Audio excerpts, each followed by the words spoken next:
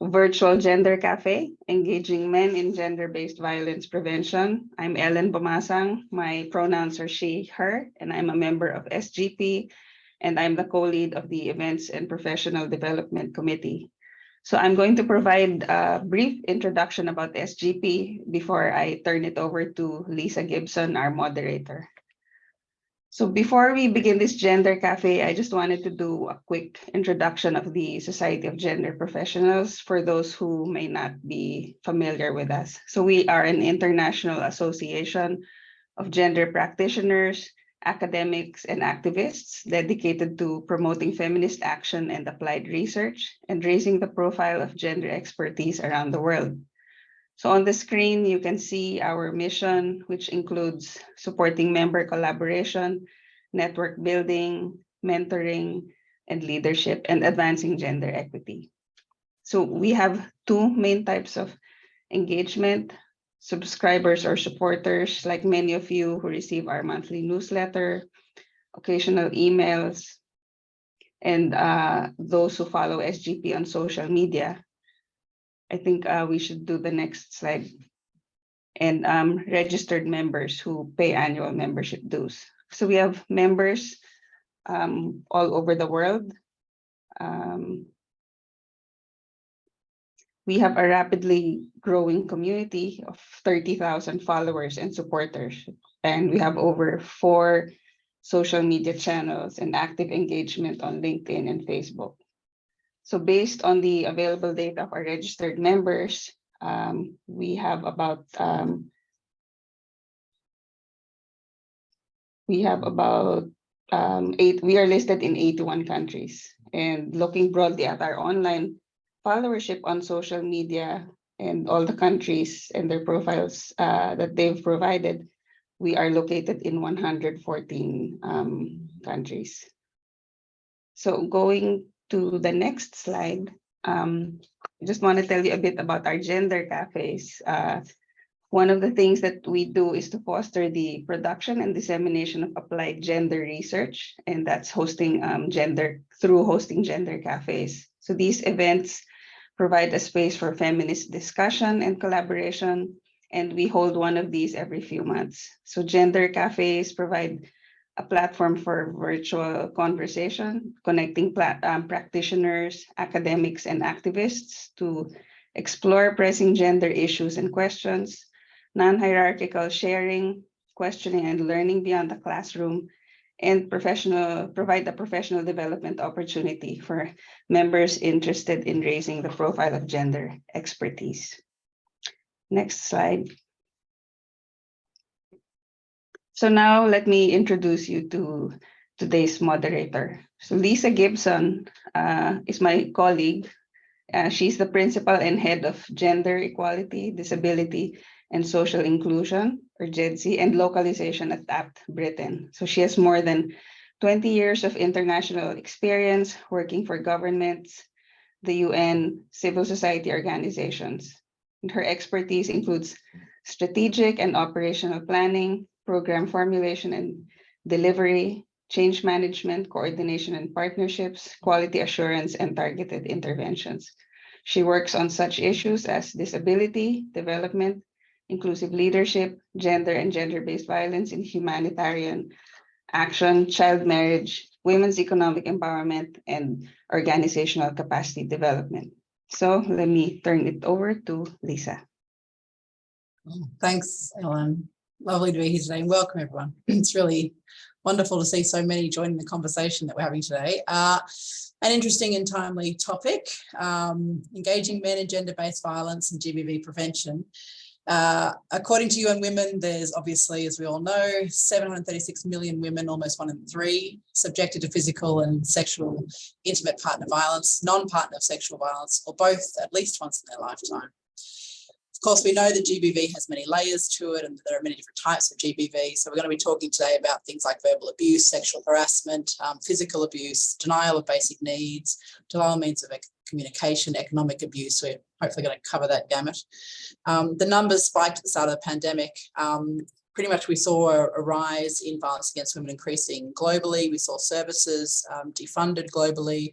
We saw a real clash of the kind of economic downturn during and post-COVID with the work that was being done in GBV and the progress that had been made in gender equality globally, which we're now seeing a real downturn in. Recent publishing note by UNFPA and its partner, the Men Engage Alliance, untangles some of the thorny issues regarding the participation of men and boys in ending violence against women and girls that we'll be talking about today. And the issue is, of course, complicated because as perpetrators, as victims, as witnesses, as survivors, and as agents of change, men and boys are an important part of the conversation. So we're very lucky today to have our speaker, Michael Flood, an internationally recognised researcher on men. Oh, and can I ask for the next slide, please, so we can all see Michael? Men, masculinities and violence prevention. He's made a huge contribution to, the scholarly and community understanding around men and boys' involvement in preventing and reducing violence against women and girls and building gender equality. Michael's also a trainer, a community educator. He's widely published. I believe there's maybe a couple of books there, Michael, that you'll be referring to today. And we're really looking forward to this conversation. A few housekeeping rules, please, if you don't mind. If you could put yourself, make sure you're on mute. And if you're not, one of us might put you on mute. We don't mean to be rude. We just want to make sure the whole room can hear. We're going to have a conversation with Michael just now. It's going to take probably about 40 minutes or so, and then we're hopefully going to have a lot of time at the end for Q&A. So please, any questions that you have, feel free to pop them in the chat, and I'll watch and make sure we respond to them. Ellen and Shaggy are very kindly watching as well to make sure that we can respond to your questions. Those we don't respond to, we'll do a collection and we'll try and put something together for you afterwards. Okay, Michael, welcome. Did you want to say a quick hello before we jump into the questions? Yes, look, hello everybody, and I'm troubled to note that my internet connection seems unstable. It kicked me out of this meeting twice already, so if I do disappear, I will just come back in. So I apologise if there's an issue with my internet as we go. Thanks for the note, and we'll try and cover if you disappear and know that you'll be back as soon as you can. That's excellent. So we're going to jump straight in, if that's okay, Michael. We talked about some of those big statistics there, and so some of those, kind of alluding to some of the thorny issues that you're working with when it comes to men and boys, kind of, responses to prevention of hopefully participation in gender-based violence. But can you talk a bit more about some of those global trends we're seeing or regional trends we're seeing, and where the working of engaging men and boys fits into that piece? Yeah, sure. Look, in terms of gender-based violence or men's violence against women or domestic, family and sexual violence, there's different language that's used in different places, but there are some really, I think, inspiring trends around the world. One is that we simply know more. We know much more about the extent and the patterns of gender-based violence in different countries and different cultures. And we know more about how that's affected by kind of large-scale shifts, including the COVID-19 pandemic, including militarism and civil conflict, including poverty and economic disadvantage, and so on. There's growing analysis of particular forms of violence, including sexual violence, including violence in the context of conflict and militarism, including partner violence in gay and lesbian relationships, and so on.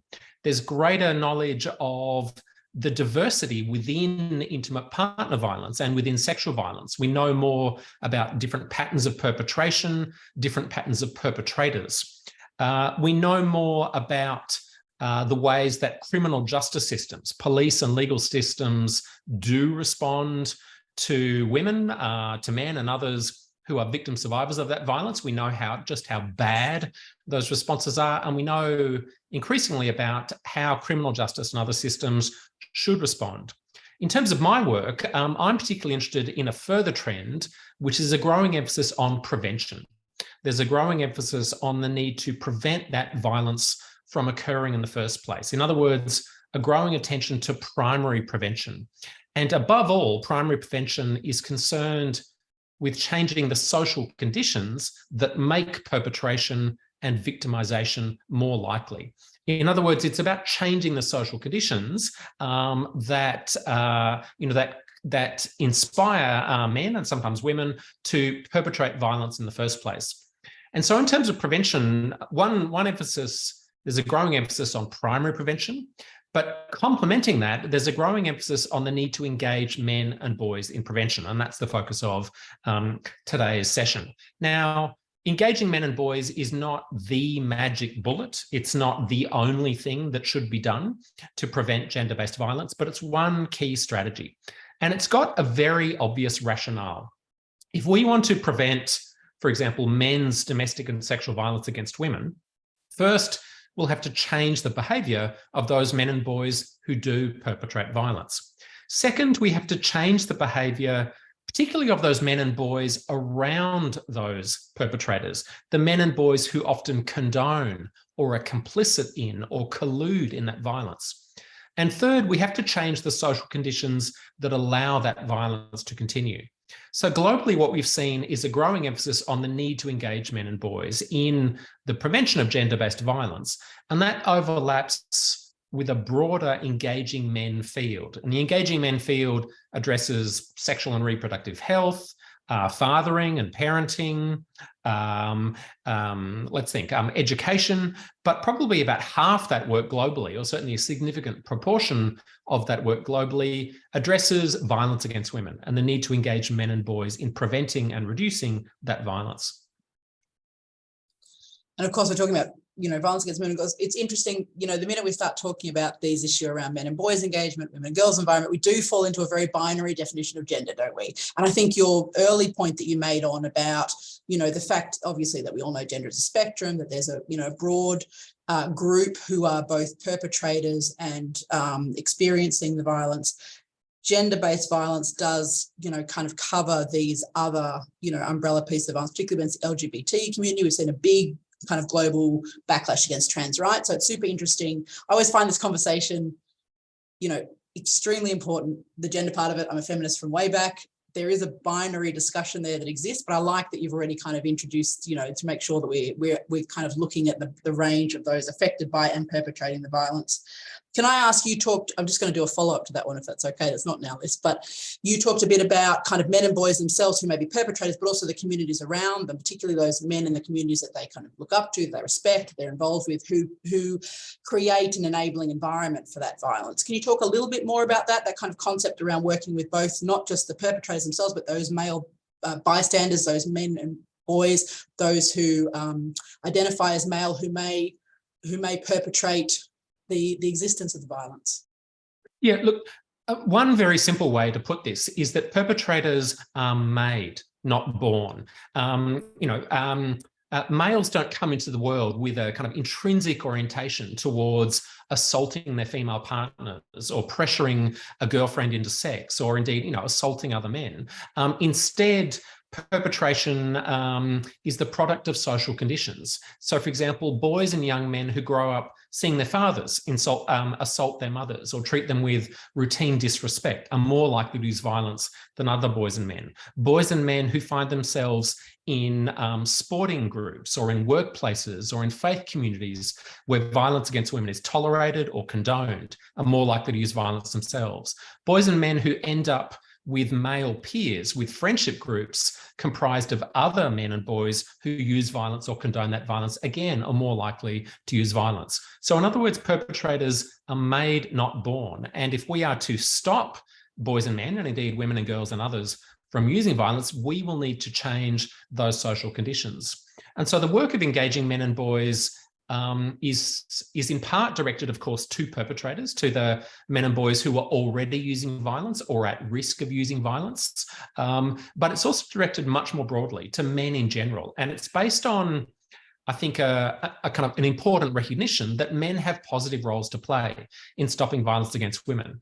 And in that field of engaging men and boys, one of the things that you often hear is that most men don't use violence against women and girls, but when that violence occurs, when violence against women and girls occurs, it's overwhelmingly by men. Now, that most men claim, in my book, Engaging Men and Boys in Violence Prevention, I complicate that claim a little because I point out that in some countries, in some contexts, in fact, it is most men.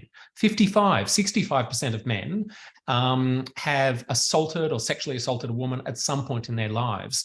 And so in some contexts, it is most men, but in many contexts, it's a minority of men. It's not 0.1%, it's 10% or it's 15% or it's 20% of men have used violence. And we have to work with them and address their violence and hold them to account. But we also have to address the men around them, the men that turn a blind eye, the men that condone that violence, the male political and community and faith leaders who can change the systems and structures that enable that violence and so on. Yeah, 100%. I think that's a really good point that you make about in some places it actually is the majority. I mean, similar to potentially one might say other social issues that exclude targeted groups of people, like white supremacy, like ableism, sexism and gender inequality. And the way that men and boys interact with the patriarchy, while there are smaller numbers of men who may engage in the violence, it's used as a tool of kind of repression and control more broadly for women and girls, and so they're all benefiting from it, let's face it. So it's really important, I think, the point that you make, we're not just talking about perpetrators, we're talking about a broader male community and how it is that we're taking responsibility for both the survivors of violence, plenty of men and boys are survivors of violence, and those who perpetrate violence. Really, really good point. Yeah. Two quick things I want to say too. When we think about perpetrators, so in Australia, in many countries, there's now a body of work with perpetrators, often through the criminal justice system. So people talk about batterer intervention programs or men's behaviour change programs or perpetrator intervention. And I see such efforts as enormously valuable. However, less than 1% of perpetrators in most countries will ever come to the attention of criminal justice systems. And so while work with perpetrators through prisons, through programs and so on is important, the vast majority of men, and indeed women, but men who assault women and girls never make it to court, never are charged or convicted and so on. And so we need other strategies. We need primary prevention and other strategies that shift the structural inequalities, the social norms, the gender inequalities that feed into perpetration. The last thing I want to say about engaging men is a further compelling reason why we need to engage men and boys is that particular forms of masculinity, particular constructions of masculinity are very clearly involved in men's perpetration of violence. Men are much more likely to use violence against women and girls if they believe in patriarchal forms of manhood, if they believe that they should be dominant in relationships and families, if they believe in male sexual entitlement, if they believe, in other words, that they have a right of access to women's bodies. In other words, men who conform more strongly to one version of masculinity, what we can call patriarchal, or some people might call toxic masculinity, are more likely to use violence than other men. So, a key reason to engage men and boys is to shift the models, the versions of masculinity that inspire some men to then use violence against women and girls, or indeed against men and boys or other populations. And so, of course, and we see that, kind of at its pointy end, I guess, in men's rights movements, people like Andrew Tate. I mean, you've done a lot of work with Ben Shapiro, all of these people who kind of, harness that negative energy around certain types of masculinity and use that to build a certain political agenda that they're working on, thereby kind of increasing this environment that you're talking about that promotes rather than prevents gender-based violence. It's fabulous. Thank you. Yes, very troubling. The Andrew Tates of the world are very troubling. We could spend an entire session on them, but let's move back to the broader question of engaging men and prevention. We absolutely could. Yeah, maybe we'll make that a second session to talk through. So then let's talk about it a bit. So when you're talking about GBV, engaging men in prevention, then, and different strategies that can be used, I mean, it's a many-headed, very thorny issue. There's so many different ways of looking at this. The challenges of making the case, and then, of course, how men personally can engage in this space. Do you want to talk a little bit about that, about those kind of prevention strategies that you find are more effective, less effective? What do you think? Yeah, look, just to give people a sense of what this actually looks like, what engaging men and boys actually looks like, probably the most common strategy that's used around the world is face-to-face education. So, for example, bringing together in a classroom or in a community setting a group of 15 or 20 people who identify as male, boys or young men or older men, and putting them through some kind of educational process, ideally a participatory, an interactive process where they reflect critically on the messages they've they received about being a man, what was healthy about the messages they received about being a man, and what was unhealthy, what might feed into violence, what might feed into assault, and so on. And so one of the key strategies is face-to-face education, where you engage men in critical reflection on masculinity, where you explore what we can think of as the gender drivers of violence, and you try to move men to more equitable and respectful identities, more equitable, respectful, non-violent relations with women and girls, with other men and boys and others. So that's one key strategy. A second, again, educational strategy is communication and social marketing. So, in some countries, there have been local campaigns or large-scale campaigns trying to shift norms of manhood, trying to encourage, for example, norms of sexual consent among young men, or trying to encourage men to intervene in other men's violence or other men's violent supportive comments. And there's really some brilliant campaigns in India, in Brazil, in various countries, in the global south and elsewhere. That's a second strategy. A third key strategy is community mobilization. And I think that's a particularly important strategy, where not only are you trying to reach and educate men, but you're actually trying to mobilize men as violence prevention advocates. And if we think about the gender-based violence or violence against women field more generally, the most single influential factor in shaping whether a country has strong laws and policies on violence against women is the presence of a strong, autonomous women's movement. In other words, it's feminist advocacy that has really shaped law and policy on GBV or violence against women.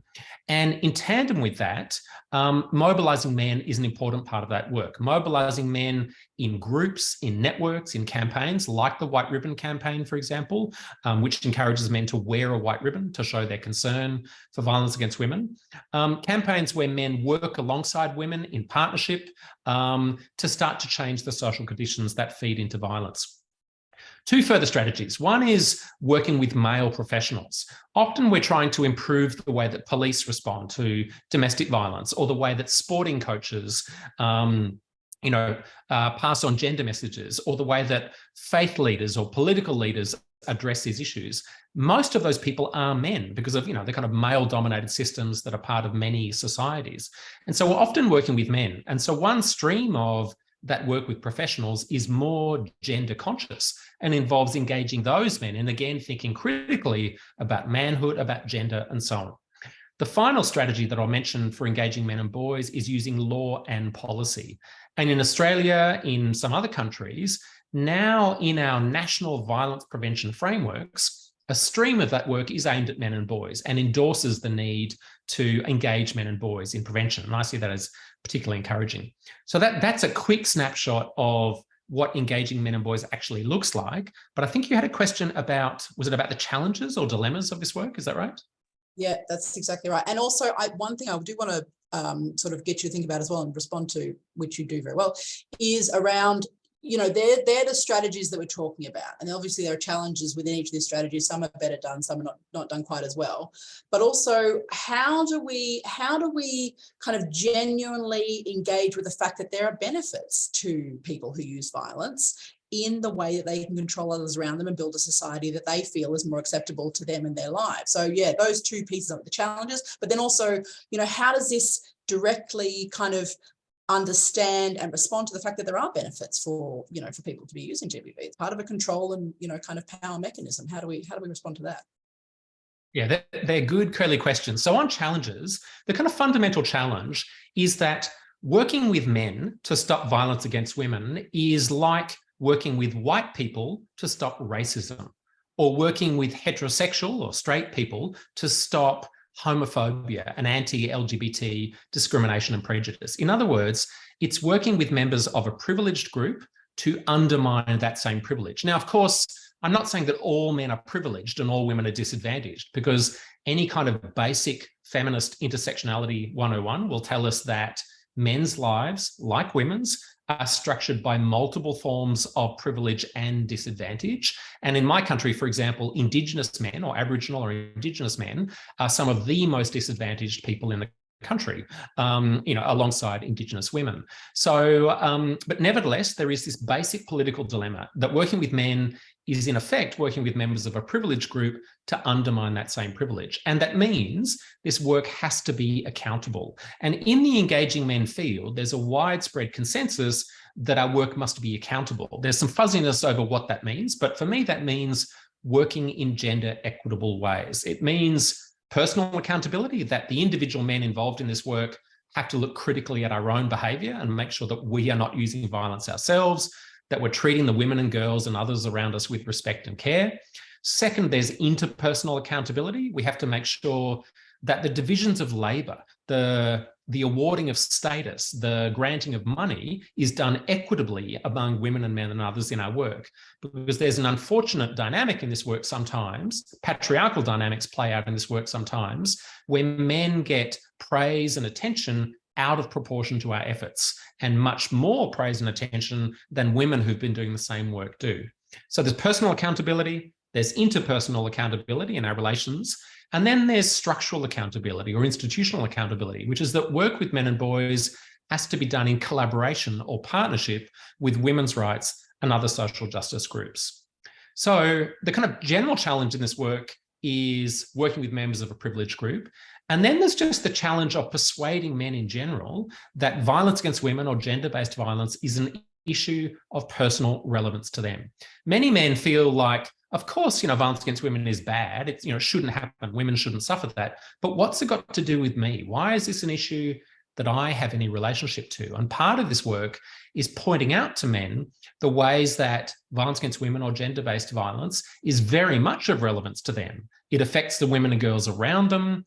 The violence that some men do gives all men a bad name, makes all of us seem a threat to women, very understandably, and so on. So a second challenge is persuading men that this is an issue of personal relevance. And a third general challenge is that many men have violent supportive attitudes, have less understanding of the issue of violence against women. So if you compare men's and women's attitudes in countries across the world, what you see is that men in general define violence against women more narrowly. We recognise a narrower range of behaviours as sexual violence, as domestic violence. We're more likely to blame the victim. We're more likely to excuse the perpetrator and so on. So work with men is simply harder than work with women, simplistically, because men's attitudes are poorer. And some men already feel defensive, already feel attacked and blamed. And so if I run a workshop or a talk among 30 men or 50 men, there will be some men in that room, probably a minority, 5 or 10%, who already feel some sense of hostility, some sense of resentment, and may push back against me or against this work. They feel like it's man-hating, it's feminazi, male-bashing. They draw on very well-established stereotypes, negative stereotypes about feminism and about the violence prevention field. So a third, fourth, I've lost count now, but I think a third challenge in this work is resistance and backlash. The fact that there is often resistance and backlash. And I'm not thinking simply of the kind of organised public backlash by men's rights advocates or MRAs, so men's rights and fathers' rights groups, and by patriarchal religious groups. I'm thinking of other more informal forms of backlash, when an individual man, sits at the back of the room with his arms crossed, muttering under his breath, what a waste of time this is, or tearing down a poster or voting against an initiative in a meeting and so on. So I've forgotten what your second question was, but these are certainly some of the key challenges of engaging men and boys in violence prevention. Yeah. I had a question on the benefits of it and how do you address that with men and boys? But that's right. Yeah, look, I want to do that now, and then we've got a heap of questions from the chat, so I want to go to that as well. But please, if you fantastic. Could, great. So one of the things I think it's really important to say in seeking to engage men and boys is that men and boys will benefit. We will benefit from progress towards non-violence, progress towards gender equality. We will benefit, first of all, because the women and girls in our own lives, and most of us have women and girls in our lives that we care about, their lives will be better. They will not face the risk of violence or the trauma that violence represents. And if their lives are better, our lives are better. Also, our communities will be improved. That lower levels of domestic and sexual violence are good for our communities, good for our culture. There'll be more trusting, more equitable, more mutually pleasurable relationships between women and men and so on. So there's often an emphasis in the engaging men field on how men and boys will benefit, how we will gain, in other words, from progress towards non-violence and gender equality. And there's also a but, and this is also, one of these things that I want to complicate. There are some things that some men will have to give up. We will have to give up unfair privileges, unfair power.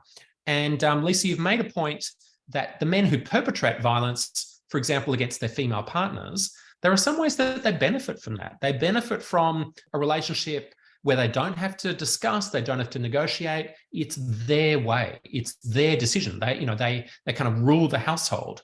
Men who exert power and control over their female partners may benefit from the emotional labor or the domestic labor or the sexual servicing that that woman provides. If that man has been successful at ensuring her compliance, her obedience, her subordination, then that can be advantageous for him in various ways. So the men who use violence against women and girls do also benefit unfairly in oppressive and unjust ways from that.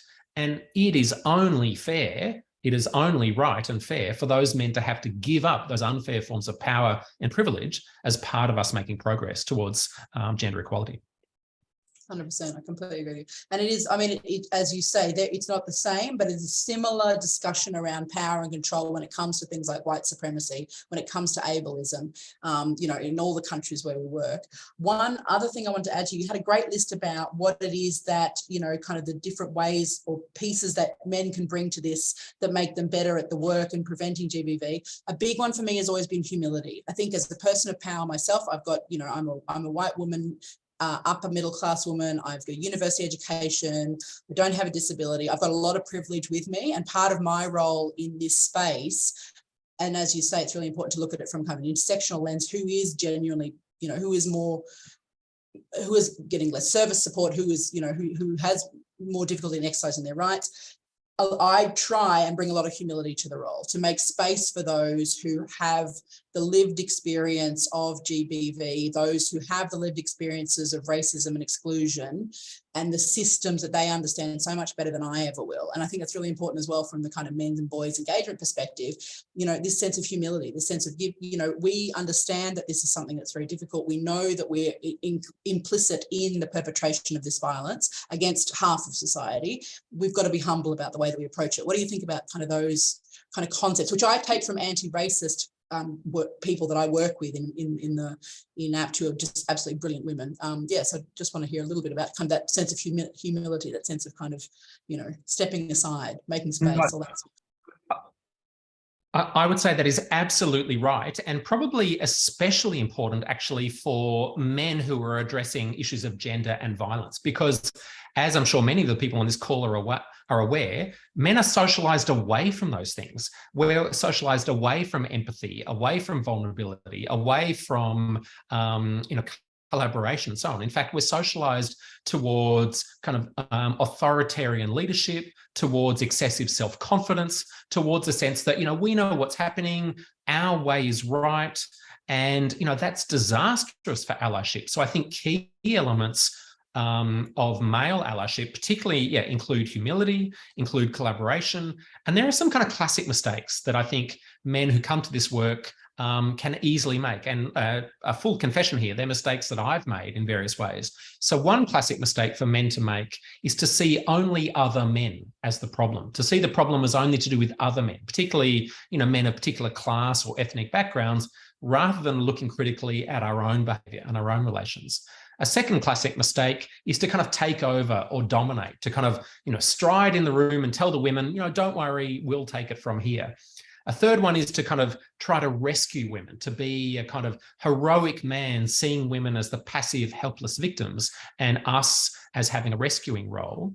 I think a fourth mistake is to kind of wait until we're perfect, to think that only men who have never behaved poorly, who have never said a word wrong, never put a foot wrong in their lives, can take action. I don't agree with that. We have to hold ourselves accountable and look critically at our own behavior, but we also have to act rather than waiting for some, sort of perfect day when we've never done something wrong. And of course, there are other mistakes like talking the talk, but not walking the walk. That is adopting only a kind of tokenistic or superficial involvement in the problem. So for men doing this work, we have to look critically at our own lives. We have to work with women and others. We have to listen to victim survivors and put their experiences front and center. We have to acknowledge our own sexism, our own privilege. We have to focus on challenging other men rather than focusing on telling women what they should do to minimize their risk. And that's historically, that's what violence prevention was. It was telling women to, watch their drinks or to hold their keys in their hand or to be more assertive. Whereas in fact, what we need to do is challenge perpetrators and potential perpetrators. So men involved in this work must focus on challenging other men and working in partnership with women and other social justice groups and allies in doing the work. Love it. You had a point of resources, but we've got so many questions now. I've got to jump to them. For those of you who are watching full screen, the chat is very, very active. So please jump in there. We've got some great resources that people are sending through and some really good points being made. The latest one is about giving up privileges and how difficult that is. That's a great point that's come from Sepide. Thank you so much for that one. But I'm going to go through the questions one by one with you, Michael, if that's okay. And we'll turn this into a proper cafe chat. All right. So Fab, and I pasted into the chat before a list of resources, and I don't know if it's been missed or not, but I'll chuck it in again, and including my email address too. So feel free to contact me for those materials. Anyway, please go through those questions. Some good stuff there from Elizabeth Lisa, Dowell as I've well. compiled the questions in a Word doc. Can I just share the first 4 in the chat? Is that useful? That's okay. I've done it. Palmer, thank you so much. I did exactly the same thing. I've been copying them across into Word as we go. But so I'll start with that first one from Emma, if that's okay. Emma said that she's curious to hear perspective on some of the criticisms of engaging men field. We touched on some of this. That's a form, but what she's saying is it's a form of backlash against feminist movements to end violence against women and girls. What do you think about that perspective? So I just dropped out slightly. I'm just going to go find the question myself because I just couldn't hear some of it. And at the top there with Emma. Damn it. Sorry, I'm just scrolling through the chat, finding it. There's the highs from everybody. It's a long chat now. Damn. Perspectives. Okay. Have you got it? Curious to hear. Got it. Okay, got it. Okay. The engaging men field. Look, I'm surprised to hear that. I think I know the engaging men field pretty well internationally, and my perception is that the vast majority of the engaging men work is informed by, or at least sympathetic to, feminist perspectives. And much of that work is done by women's rights organisations and groups or done in collaboration with them. There is, however, I think on the edges of the engaging men field, some initiatives that are not very feminist, they're non-feminist or even anti-feminist. So in terms of the first point, if we look at Men Engage, for example, look at Men Engage, which is an international network of NGOs and state actors and others engaged in engaging men and boys, that has very clear feminist principles, very clear, strong feminist and social justice principles. And so I don't think there's much backlash there. But in particular countries like Australia, like the US and so on, there are some groups that have a focus on engaging men and boys that I think are anti-feminist. You can see that particularly in the men's health field, where there's been some claims that, women's health has got too much attention, men's health has been neglected, too much money is going to, women's health problems and so on. And so there's been an overlap between kind of men's rights advocacy and some forms of engaging men. But I think in generally in the engaging men field, and certainly particularly in the violence prevention or GBV field, I think very, very little of that, I think you could fairly characterize as backlash. Yeah, 100%. I mean, and I'm sure a lot of us in this chat have seen, as you say, anti-feminist or engaging men and boys kind of programs that doesn't engage with the feminist movement. Your point that you made earlier about how essential and central feminist movements are to this work in all of the countries, regions, cities, towns that we work in is really important. I'm very, very glad that you brought that up. Can I ask, we've got a couple of questions around kind of intervention models and the way they work and prevention models. A kind of a two-parter that came from 2 different participants. So how effective are bystander intervention models in your experience in engaging men and boys in GBV?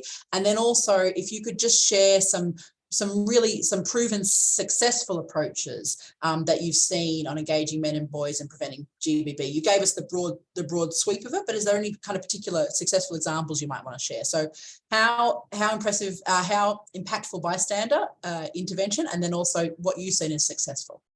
Sure. Look, there's now very good evidence around bystander intervention in particular, and there's a growing body of evidence around the work engaging men and boys in violence prevention more generally. So there've been, I think now 6 reviews, including my book, but also a number of journal articles as well. And they certainly tell us that well-designed interventions, so if an intervention is designed well, it can make change, particularly in violence-related attitudes. Fewer interventions have been assessed in terms of their impact on actual rates of perpetration and victimisation. Nevertheless, there is evidence that well-designed interventions can shift actual rates of perpetration and victimisation directly among the participants. There's less evidence of interventions' impact on communities. Typically, evaluations are focused only on the impact of the intervention, directly amongst participants, and less so on the communities in which they take place. But there have been some good evaluations at that scale as well. So I certainly think bystander intervention is one effective kind of strategy, whether that's used in face-to-face education or in social marketing. And in both those forms, there are better and worse ways of doing it. So whether you're doing bystander intervention or consent education or some other type of educational program, we know that multi-session programs are more likely to make change. We know that participatory and interactive programs are more likely to make change than kind of lecture-based programs where you're just talking at your participants. We know that having skilled, compassionate educators is important. We know that having broader institutional support for those initiatives, if they're in a school or a university, are important. And we know that the content, not only the structure, but the content of the curricula matters, that more effective programs address the gender-related factors that we know feed into domestic and sexual violence. They get men and boys talking about masculinity, about gender roles, about sexuality, and so on. Whereas programs focused only on, self-esteem or on gender-neutral notions of health are less likely to be effective. I won't kind of list the programs themselves that are documented to have positive impacts, because I'm concerned that I would name some and forget others, and that wouldn't be fair to the field. But I can certainly refer people to published evaluations which point to the kinds of programs that are effective. So that's I think that's answering both those questions about bystander intervention in particular and programs in general. Perfectly answered. Thanks very much, Michael. We've got, now what I'm starting to do, just so everyone knows, not that I've missed your question, but I'm starting to group questions a little bit. So if you don't hear your exact question, I'm hoping to put it in a format that covers a couple of similar questions that we're getting. This one, I think, is one of those thorny issues that they want you to respond to. So it's about, in society with deeply ingrained patriarchal norms, how do we challenge traditional gender roles to encourage men's active involvement in preventing GBV? And I kind of pair that with a couple of questions around how do we strike a balance between empowering the men to be the solution and, of course, avoiding any potential co-opting of a feminist movement and a feminist change. And then also thinking about, balancing that kind of accountability and rehabilitation piece. So this is all about thinking about working with a patriarchal society, challenging those gender roles in a way that men will engage with, while at the same time not co-opting a feminist movement, not sort of pushing ourselves forward, as you mentioned before, and looking at kind of balancing the accountability and the rehabilitation bit as well.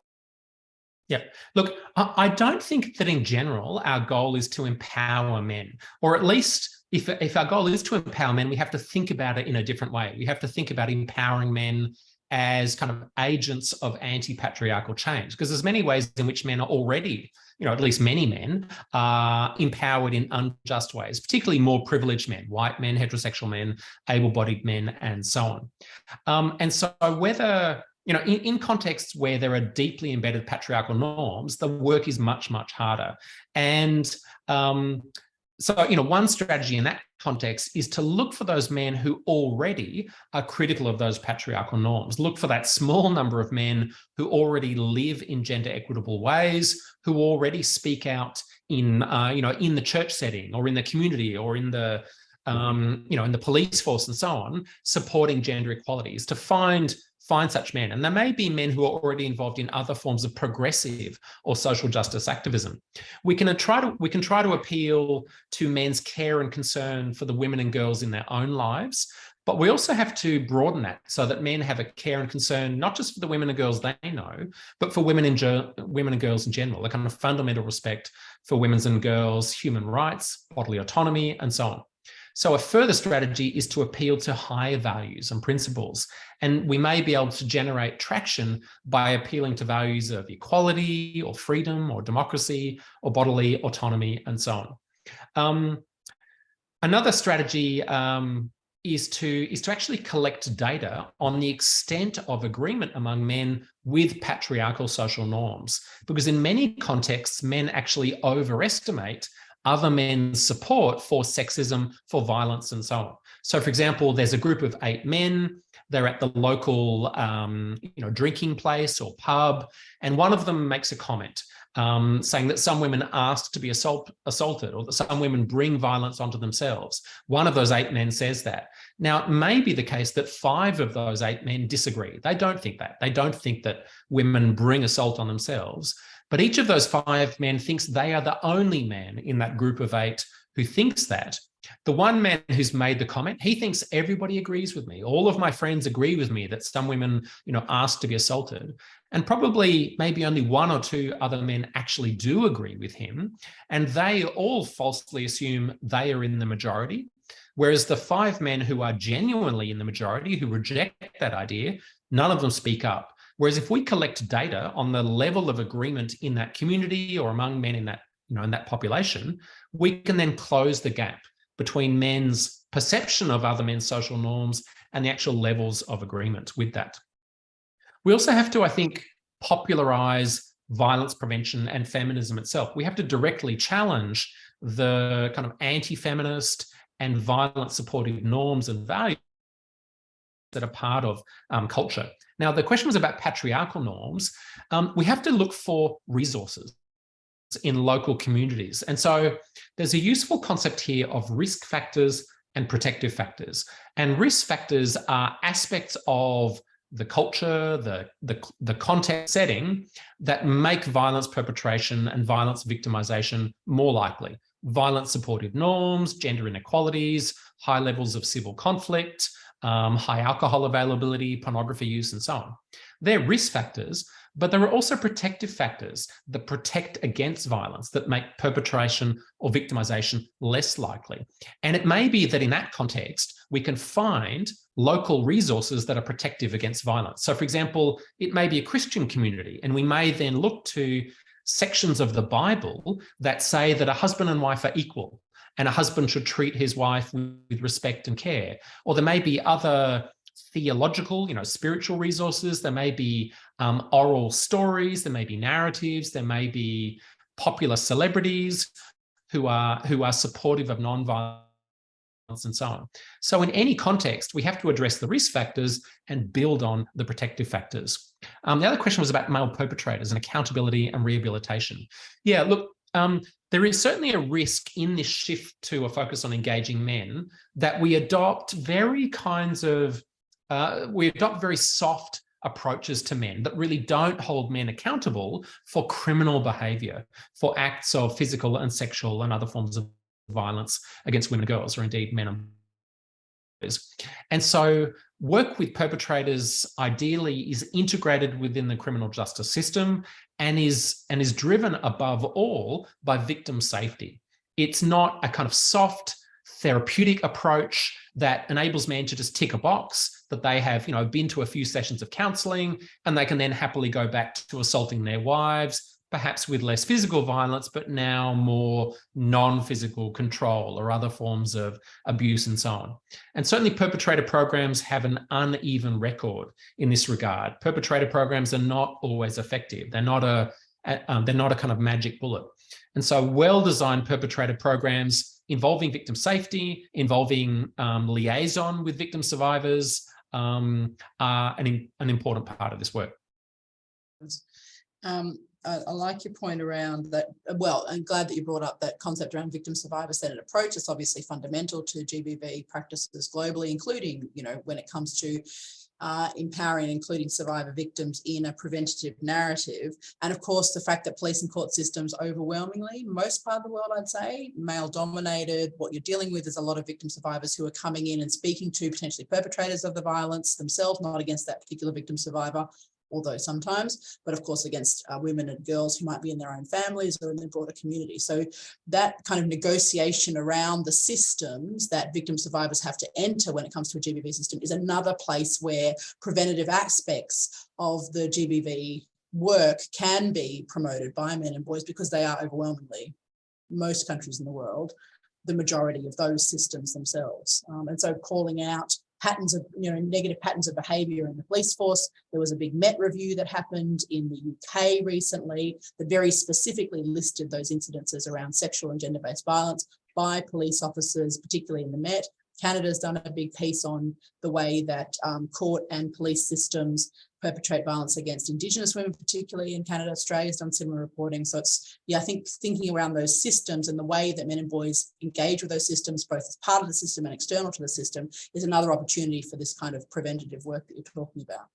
Yeah, I very much agree. Just briefly, one thing that's been neglected in this work, much of the work of engaging men and boys has been done with relatively powerless or disadvantaged men and boys. It's done with boys and young men in schools, or it's done with Indigenous men, or it's done with men who are, impoverished in other ways. Very rarely does it focus on the most powerful men, the kind of elite, economically privileged men who run most countries and political systems internationally. But there are organisations like Sonka Gender Justice in South Africa, other organisations that are now emphasising that part of our work of engaging men and boys is holding powerful men to account and demanding, through community mobilisation, through political pressure, through civil advocacy and other strategies, that the political and religious leaders, who are largely men, that they themselves take serious steps to address gender-based violence and other forms of inequality or injustice. Yep. Yeah, excellent point. Brilliant point. We've only got time for a couple more questions. I'm so sorry, everyone. We can see the chat. I'm collecting the questions, and what we'll do is try and respond to them in some other way following this if we've missed yours. But hopefully we're covering a lot of the broad topics that are coming up. I did want to just ask this question from Craig, No Means No Worldwide. He's talking about two key challenges. How do we make male engagement interventions widespread in communities rather than those kind of small little programs that we see, that 1% that you're talking about who might enter the criminal justice system have access to very small community programs? And then how can the male engagement network, feminist male engagement network we're talking about, the good, the ones who are doing positive work and really impactful work in this space, how can it be less fragmented in change efforts for more sustainability and quicker impact? What do you think, Michael? Look, they are great questions. And, I would say, to put it bluntly, size matters. Size matters. We need to scale up this work. And one of the weaknesses of the work of engaging men and boys around the world is that it's often small and scattered. It's engaging relatively small numbers of boys and men. It's engaging, a small number of men and boys in a particular school or a particular university or a particular community. And it's not engaging men and boys at scale. And so I think to make that happen, obviously we need political will, we need funding. And so there's work to be done there involving policy advocacy, involving persuading political leaders and others that engaging men and boys in violence prevention should be part of this work, not anything we do, but part of this work, so that there's funding, so that there's support. Support, for example, for building curricula and content on healthy masculinities or non-violent masculinities, for want of a better term, building that kind of content into school curricula so that boys and girls and others in schools across the country are exposed to education on questions of gender roles, masculinity and so on as part of their everyday teaching. Another way to scale up, so that's one way to scale up, is through school curricula. Another way to scale up is through national level social marketing campaigns, through TV and media and so on, that are trying to reach communities at scale, and ideally that are complemented by on-the-ground events. A third way to scale up this work is through large-scale community mobilisation, through social change campaigns. And certainly the White Ribbon campaign in some countries has achieved relatively large numbers of community events, at least kind of one-off participation. But Ideally, we want more ongoing participation. And there's other entry points we can use to engage men and boys in change. For example, we can use parenting and fathering programs as a kind of key transition point for men and boys, where at least some men, are then involved in a parenting and fathering relationship. And that's a key transition point where you can build gender equality into their kind of everyday lives. Just want to look at what else Craig said. How can the male engagement network be less fragmented? Look, I am encouraged by Men Engage, organisations like Men Engage. So Men Engage is international, and there are also regional and national networks. And it takes work. And one of the challenges of this work is that women come to this work much more readily than men. It's often women doing the work. And, thank you so much to the women who've led this work, but we need more men to step up as well. And not just to be in front of the microphone, but to be behind the scenes, baking the cakes, setting up the tables, organising the speaker and so on.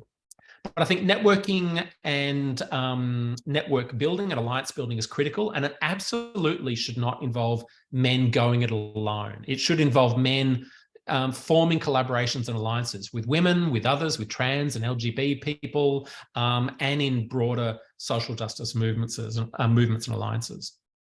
Great. Thanks, Michael. One last question, and I can't go. A white ribbon I found is problematic. So I would, I think there are great networks. Men Engage is an amazing one. There are other ones as well, but certainly in Australia, I know that they're rebuilding from a problematic history, and it'd be interesting to hear your perspective on that at another time. We'll come back to that one. Last question, I reckon, is a really good one, because I'm always talking about the money. I'm like, the power is the money. That's where we get to do the big stuff, the scaling up, all that kind of impactful stuff that you say.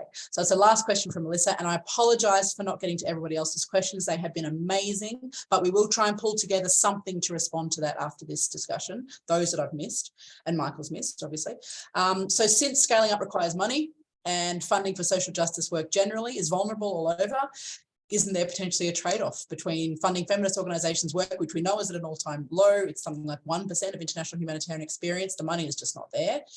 So that's what people generally worry about. Is there a trade-off there between funding the feminist organisations' work, women-led work in this space, and male engagement work in this space? How do we deal with that? How do we respond to that? How do we coordinate around that?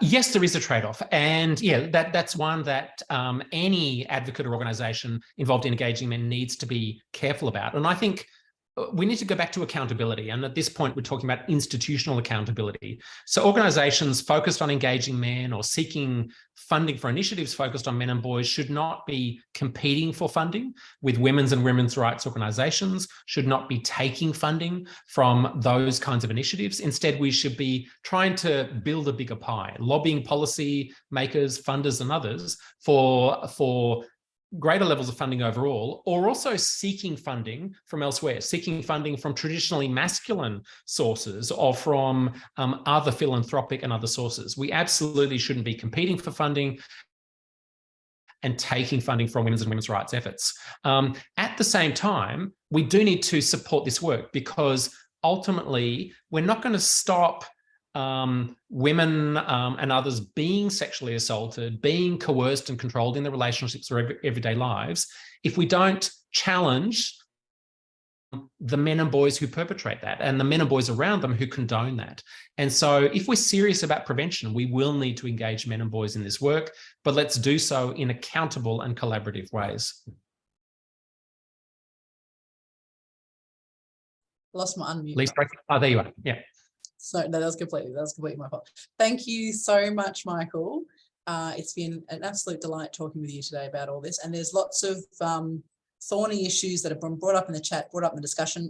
I hope it's been an engaging conversation. I'm going to hand back to Ellen now to do a wrap up from the SGP side. But yeah, thank you once again. Lovely to talk with you. Yes, thank you so much, Michael and Lisa. What an engaging discussion. We, as Lisa said, we will try to get to the other questions we didn't get to in some other way, maybe send some written responses. You'll see in the chat that we sent a survey feedback form because we would like to do better in our future events. Just a quick announcement, we are holding SGP 2023 elections in November. These are co-leadership elections, and we are looking for several positions, 2 co-presidents, 1 secretary, 1 parliamentarian, and 2 secretariat-at-large positions. So, and 5 committee co-leads. So please sign up to receive our newsletter for updates on the nominations process. Could we, yes, we'll send the compilation, Michael. So our contact details are in this slide. And in the next slide, you'll see the contact details of Lisa and Michael. And yeah, again, thank you, Michael and Lisa, and to everyone for joining us today. We all look forward to seeing you at a future SGP event. Have a good evening to those who are, in the evening, and a good day to the rest of the audience. Thank you so much. It's a privilege and a pleasure to be part of this discussion. Thank you.